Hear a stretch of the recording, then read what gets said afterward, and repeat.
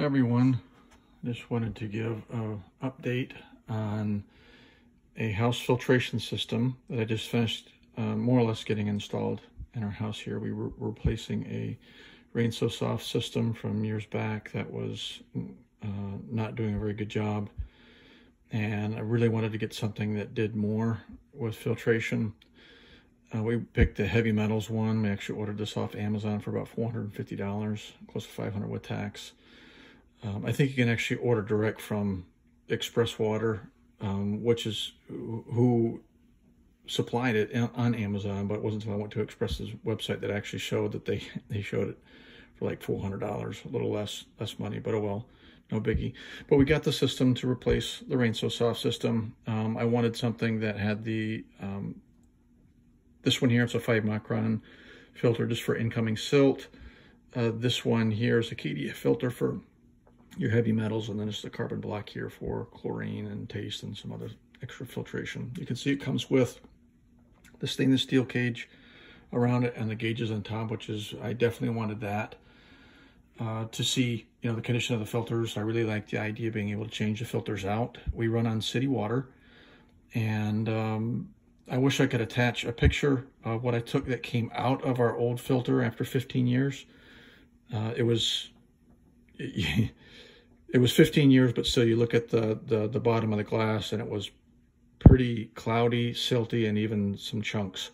Lots of rust as well in the piping coming into the filtration system. So even if you're on city water, you may want to consider this. So I want to walk through some things in particular that I learned as I did this system.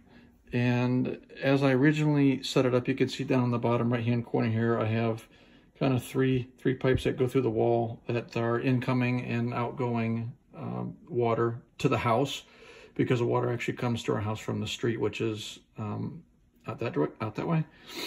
And of course we have to bypass to come into here. So originally I had everything all PVC. Matter of fact, this line right here came straight up and elbowed right into here. And on this side over here, this was actually PVC'd out and then went straight back and then up and over.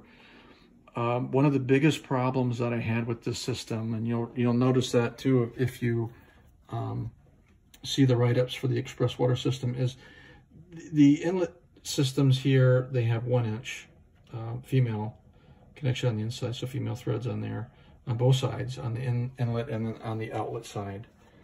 And the biggest problem, like for me, I had to get an adapter going from 1 inch down to 3/4, because my piping is 3/4. And initially I did some Teflon tape wrap around there. I thought I did it enough times, but I had just the tiniest little pinhole leak on both sides. So I took everything apart, had to cut all the PVC off and redo all the PVC again. And I tried some pipe dope, a TF2 or T2 something or other, thinking that would work because I wanted something for plastic. I had no leaks on this side, and this side over here was leaking like a sieve. And did some more reading and found where a guy actually did 20 wraps on the threads, which when you do that, trust me, it's just like it's like a sponge all the way around. You can barely see the threads. And I don't know if you can, I'm gonna try and get out of the light here, but I'm kind of blocking. I don't know if you can make it up. You can barely make out the threads. They're really, really spongy. You have to be really careful when you screw it in so you don't get cross-threaded.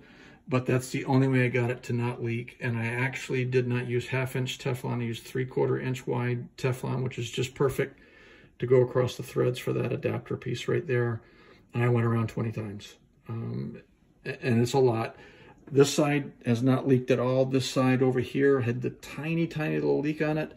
And I just took a pair of channel locks and just very slightly snugged up on that till I felt it give a little more resistance, and then let go. These were all tightened by hand, and maybe not even a 1/4 of a turn with channel locks to begin with. This one I had to retighten just a smidge more, maybe 1/8 of a turn, if that, and that didn't leak anymore. Some highlights, you can see what I did here. This is my bypass. So this is the inlet side here, and my bypass shutoff valve. I have a shutoff here and here if I want to change out the filters. My last attempt at doing all this, because I wasn't sure when I did that 20 wraps on these, is I didn't want to have to redo all the PVC stuff on either side. So I went to shark bite fittings here.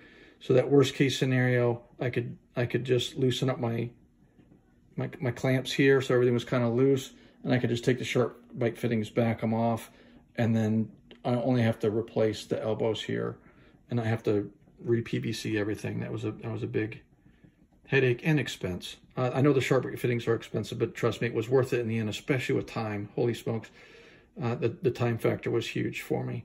But one of the unique things that I wanted to add into this is this little elbow right here that comes down. It's not connected. You can see over there, it's just capped off. But I'm going to bring a line down to that middle PVC line right there. It's going to go out and then over to my driveway. My driveway is just right over here. I'm going to do a pipe over there with a 45 pointed out into my driveway. And this is what I'm going to use when I put in new filters in to flush. Instead of running a sink or something like that, I'm just going to open this up and let it flush directly outside instead of having to do a sink run for 10 minutes, because they do have like 5 or 10 minute run times to get all the charcoal material out. Other than that, the system has been great. I've noticed, generally speaking, very little pressure drop across all three. You can see I have coming in close to 75, and it's more or less stays. There's not hardly much of a drop. Now, I wouldn't expect to see that with nothing running right now, but even when I do have a water draw, that'll just drop down evenly. I have noticed when my wife fires up her big jacuzzi tub upstairs and goes to fill it up, that it drops down quite a bit. And that's the biggest water draw in the house. So just something to keep in mind. But all in all, I could tell an immediate different taste on the water from the city water. It was just a night and day difference.